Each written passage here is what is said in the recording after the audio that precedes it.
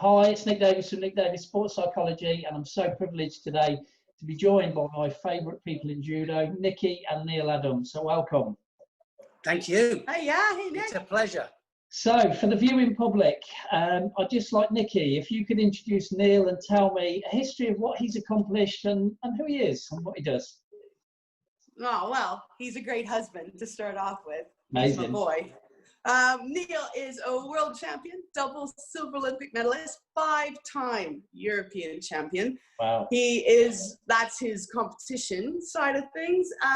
Then he's gone on to become the voice of judo. So he's the official commentator for the Olympics. But the IJF have also recognized him. He's one of the initial inductees of the Hall of Fame for the IJF. Wow. He's a technical expert, a referee supervisor. Wow. And a ninth dan out of 10. Ninth dan? Wow. There we go. Yes. So he's done a lot. He's been busy. He's done a little bit of judo. A little bit of judo. And we own our own company. Yeah, wow. So flipping things around, Neil, would you like to introduce your lovely wife, Niki? Well, I don't have to tell you how special this lady is, do I? Well, we met at in 2000 Olympic Games, and we were both commentating at the Olympic Games. But Niki competed in the 96 Olympic Games for judo, of course, as she was a 7-time Canadian champion. Wow. And she was Pan American champion as well. She is entrepreneur. She has her own businesses because we have NA Effective Fighting, which is a company that concentrates on technical input, technical analysis and things like that. Is online. It's an online product, and also she has her own soap business. Yes. So, which is amazing. All these different creams. I have to say, she gave me 2 bars of those soap, and they smell delicious. Absolutely. You don't eat them, Nick. No. Too late. Oh no! Do I have to put a disclaimer on things now? And she's a brilliant, great mother as well to our 2 amazing daughters. And of course, I have a son as well who's 33, and we're just about to be grandparents because we have not our 2 daughters. They're not quite of the age yet, but my son is twins, and it's going to be twin boys. Twins! Wow! Yeah. Oh, amazing! Yes. We don't do things by halves in this family there, Nick. I honestly, I would recommend you get Neil's book. It details how these pair met and everything. All I would say is these pair definitely don't do things in halves. That's for sure. And also, I would say they've never had the easy route either. Oh, that's true. It's everything you've had to work really hard for. We have a saying in judo, you fall down 7 times, you get up 8, and that's exactly what we've done all the way through. We do like an adventure. Yeah. I mean, it's an incredible story about how you met as well, and it was almost like the stars were aligned and everything kind of happened, and you were destined to be here. So kind of passing ships in the night for a few years, and amazing. Yeah, one interview later, wow, here we are, another interview. So thank you for the history of everything. What a massive trophy cabinet you guys must have, I have to say, at home. So the first question really, because you guys have been there, you've done it, you've been at the top of your game. How important is it to getting the mental game right? 90%. I'd say that it's 90% in here, because I think that I just read a quote actually that 100% of nerves comes from the mind and how you assess things, and I have a very dear friend of mine that used to say to me, he said, it depends on, whether you make it your friend. The nerves can work against you. You can be in a situation where you can either, because it's very similar, being nervous and being excited. Very, very similar feelings, and sometimes when you are excited about something, you can't wait to get out there, and then you have the other element, which is the fear element that can make, you know, it's fight or flight. Niki? I have to, yeah, I'll agree with that, because the thing, if you look at the physicality of high-level athletes, really, there's only so many exercises, so much the body can do, right? So everyone's going to be doing really basically the same thing, and to the highest level that they can do. And I mean, this is why drugs come in, right? Because we all need that next level, right? That's why they're there. But you know, so that physicality, there's a limit. Whereas with your mind, I mean, that's where it takes you that extra step. It's that person who has the grit, or what I call the bitch factor, or, in the women's side of things. You know, let's call it grit.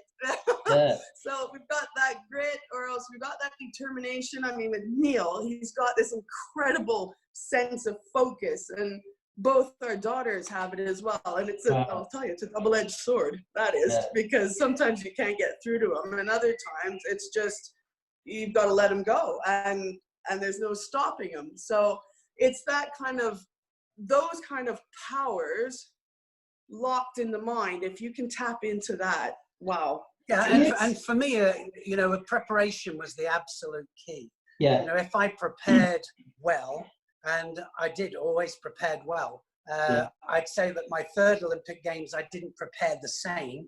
So that had a kind of a psychological effect on me. But being the favorite for 2 Olympic Games put a lot of pressure on me as world #1. And, you know, so, but I've got to say that most people that become world champion or Olympic champion have methods of coping with that, you know, and I always think of it, I always talk about it as the Olympic tunnel syndrome, you know, because when we see athletes coming out of that tunnel, you know, or in football, we see it in soccer, don't we, you know, and they're in there and they're just ready to walk out. And then all of a sudden the lights are on and it's game on, you know, and you can use that as your friend, or you can have it go against you. Can you guys think of a time where your mental strength has really helped you in judo or in life? An example where your mind beat somebody, maybe physically it wasn't all, you know, but it was your mind that was the difference. Can you think of a time with that? Chapter 3. No. I think for me, God, there's so many.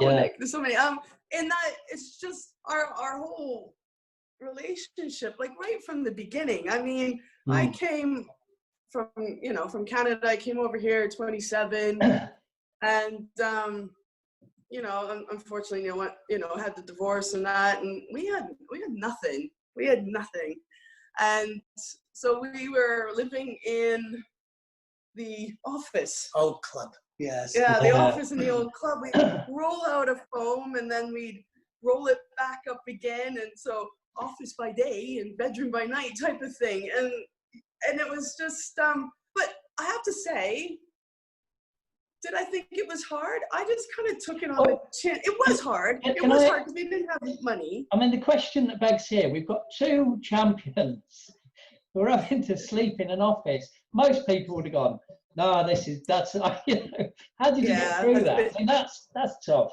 You know, but I always knew there was something more to come. Do you know, like with being an Olympian or being high level, there's hard work, right? Yeah. You got graft and you've got a goal. And so I came over here and we had something new. Okay, it wasn't the greatest start, or it wasn't, you know, it wasn't a path paved with gold sort of thing, but I really had confidence in our partnership. I knew how we got along, and I knew we were hard workers, and I knew once we focused on something, we get there, you know. And there's quite a few diversions and roadblocks, but I think even back then, I was naive in some respects. If I went back, I'd be probably a bit more Rottweiler-ish than I am now. But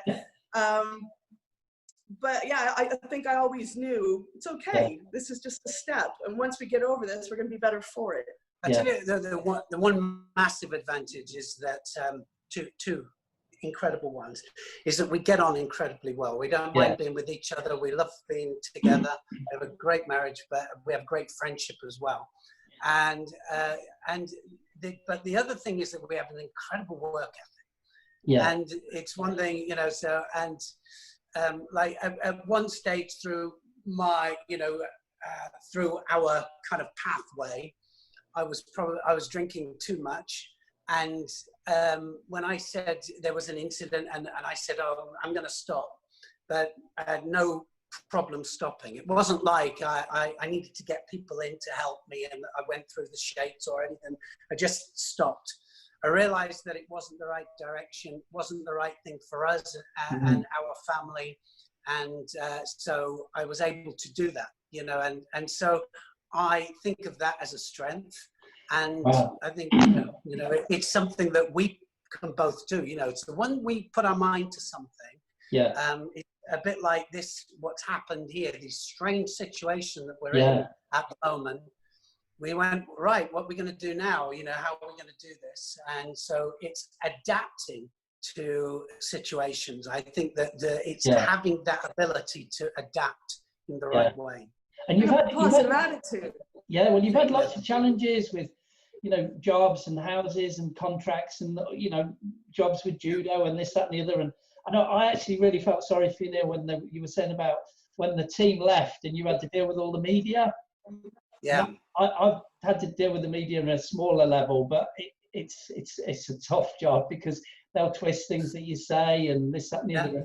The pressures that you must have been under, you know, at that time must have been. Well, that was an amazing. I mean, that was the '96 Olympic Games. We went with a really strong team, and nobody performed well. And of course, the reflection is back on the coach. Yeah. And we had 13 really former world Olympic medalists and European medalists in that team. It's an amazing team.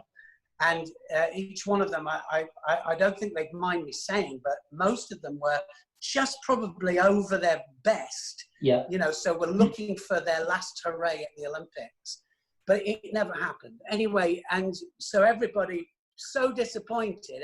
Nobody more disappointed than me. Everybody disappeared. That was just one of the worst moments of my managerial coaching career. Yeah. And, you know, so I had a lot of input into a lot of different people at different times for world titles and different things. But that one there at the Olympics was a disaster. And so it was. We didn't meet there. So no, we didn't meet there. And this one here, was competing at the '96 Olympic Games. I had a great time. She had a great time. I was near suicidal, and she was off somewhere else having a party. Yeah. So, somewhere else. I was everywhere having a party. Yeah. I had to wait 4 years till I met her. So. And it was worth the wait. The wait. Worth the wait. I mean, worth the wait. Honestly, every time I've met you guys, one of the real great things is how well you get on. It's infectious. It really is. So that's good. Honestly, I mean that from the bottom of my heart. And this brings me. It is real too. It's not like we're gonna shut you down and then we're like, you know, at each other. No, I can tell. No. But I mean, one of the things that you were touching on about the lockdown and everything else, I want to cover a number of subjects here because one of the things I try and champion, as you guys champion as well, is mental health. And I know you lost somebody in the judo community who took his life and things like that, and it's just such a tough thing with, you know, people. So this next question is covering stress, anxiety, depression, and suicide. So, you know, what advice would you have for people struggling either with COVID-19, the lockdown, or they're doing judo and they're struggling because they want to give it up, or they're thinking of taking their life, or they're depressed? What advice would you guys give? This is really, you know, an important question. I think for me, the big thing is that you have to, nothing's going to be the same for a little while, is it? You know, when we come back here, it's going to have a slightly different direction.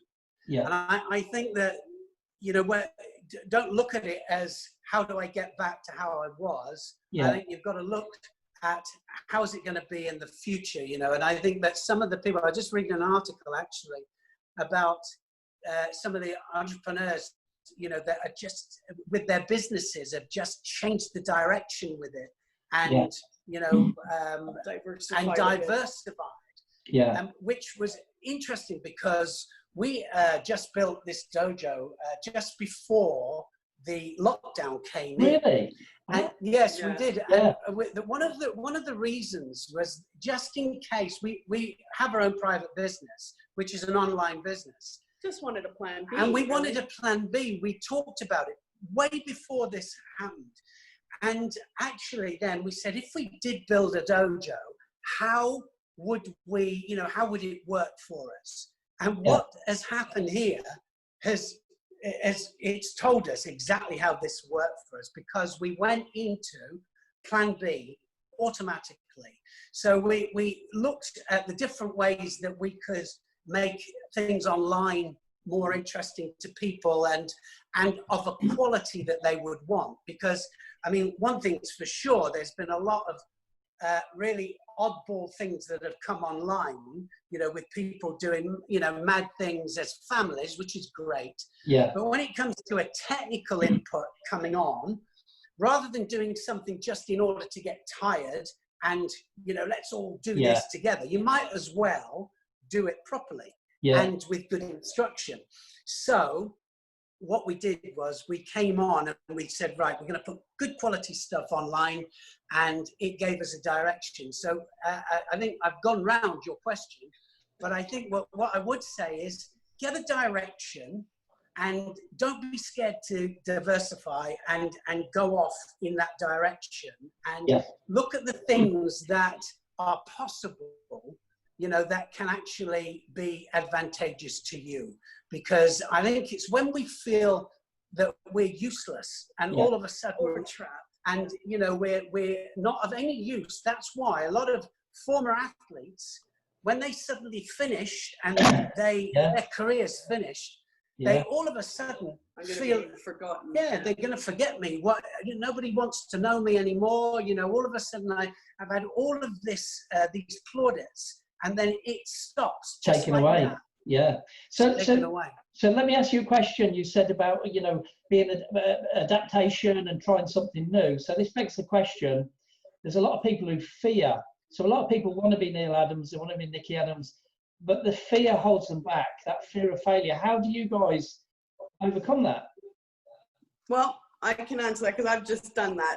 And that, it's kind of getting out of your own way, right? Yeah. We've talked about this in ad nauseum, actually. But for me, it was, fear of failure or fear of looking silly or ridiculous. But I think TikTok has taken care of that. But I mean, do you know what I mean? I really applaud people that do go out and just give it a go, no matter the consequences. But that's the positive side of this thing. I think that it's kind of given people license to try different things and to experience different personalities or different sides of themselves. Like, for me, I have this ball class. Like, we're sitting on balls right now. We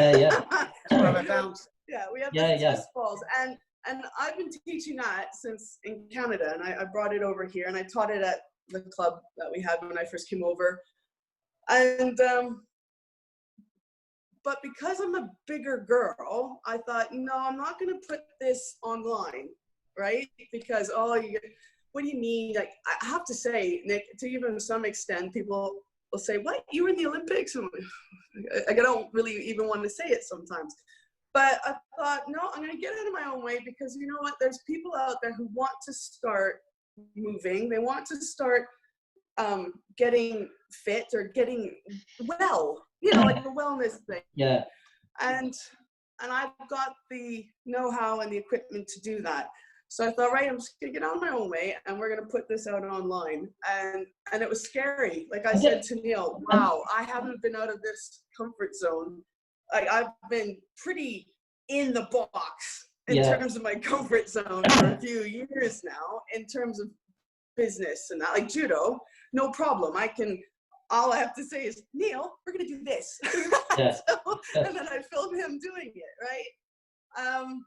but this was me. I was star of the show now. So how did you overcome that? How did you overcome that fear? Was it the grittiness, or what was it that? Pressure from husband pushing her out. I told you, when he gets focused, it's just like, well, get off my back. But you know what? I knew she could do it, and the thing is, I know her ability, and she has an infectious presentation and way with people. Yeah, it's infectious. And I knew, I'm just stepping in now, just for because I knew that she could do it. Yeah, I know that she could do it. And so I wanted to, and sometimes the hardest thing is to step outside that comfort zone. And I've had to do it a few times, and I, it's horrible, giving speeches and giving, and stepping in front of the camera, because I've always done my commentary behind the microphone. But stepping in front of it was one of my fears, but she is doing amazing. Just telling you that. And I think this whole thing gave me license to do that. Yeah. Right? I saw everyone's looking for different fitness things. And even I tried a few of these for beginners, right? So I thought, okay, I'm going to try these beginner ones, get back, fighting fit type of thing.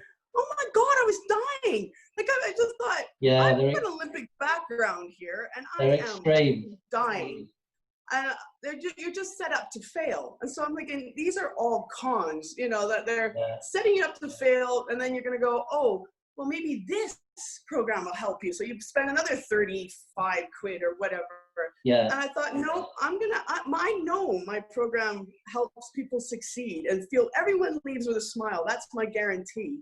So, I just wanted people to get on the wellness pathway and succeed. And I think with that drive, wasn't about me. It was somebody else. I was helping somebody else. And for me, that's the driver. And that's what makes me feel good. Well, and that was really interesting. And also what I noticed is surrounding yourself with the right people.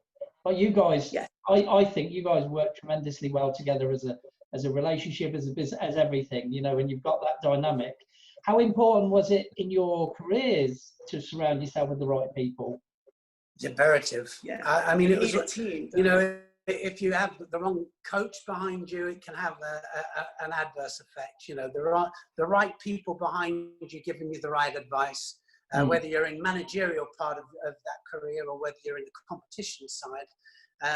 You need that good advice and support. When you look at your Bransons and your high flyers, the ones that treat their staff in the right way and treat their people right are the ones that benefit and that come out the right way. And but look at Branson and Musk and Oprah, right? Mm-hmm.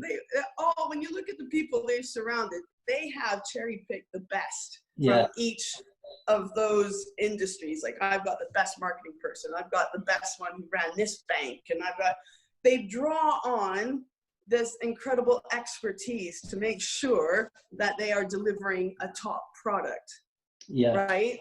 And so I've always used that. I've kind of been watching that as a model, and just trying to, and when Neil talked about it, we want to deliver top-notch technical output and analysis and a really great product, and that's our biggest. It's a little bit like you. If you go on YouTube and you see somebody, you want to learn how to do a backward somersault, and you see somebody with their head pointed in the wrong direction and they fly off into the wall, and you think, well, that's probably not technically correct. And it's quite obvious by the outcome. Yeah. But the thing happens in our sport. We're a combat sport. Can you imagine? So if we're not doing it technically correct, we're going to get hurt. So actually, it needs to be done correctly. So, and you as somebody that would look at something and go, that looks good. I like the way that looks. That looks as if it's done correctly. And so I'm going to go with that rather than that example. I'm going to go with that. So, so that was our main idea anyway with it. and to try and put good quality stuff out, and to give ourselves, I mean, we have been going 100 miles an hour. Our kids have been saying to us, you know, we don't see you. We don't see you. Yeah. We thought we were going to see you, you know. But, this is our normal day, kids. Yeah. So I might be running to the end of our 40-minute time slot. So how can people find out about what you do? So can you tell me how they can find out about effective fighting, about Niki Wellness and all those things? What are your websites, and how can, if people want to study with you, train with you, how can we find out about you? Well, our video resource library is naeffectivefighting.com, and that's all our online videos of 40 throws, Newaza, our ultimate studies on certain throws. Yep. For the equipment, I'm sorry, we are sold out of the bands. Oh, wow. I'm inundated with the Uchikomi bands, but that's neiladamsjudo.com. And in terms of my side of things, Niki Productions, UNIQI Productions.com. That's my natural skincare and soap business and hair care. Brilliant. You probably haven't noticed, but I mean, this is smooth as, and I can only tell you. Whose product I use. I was just going to say, how did you keep those boyish good looks? And now I know. Now I know. Guys, That's it. Listen, it's been an absolute pleasure. I'm probably going to do a follow-up video to this because I'm sure you've got so much more to give. But thank you so much for your time, Neil and Niki. It's been an absolute pleasure. Thank you very much indeed. Thank you. Thank you. It's been a pleasure.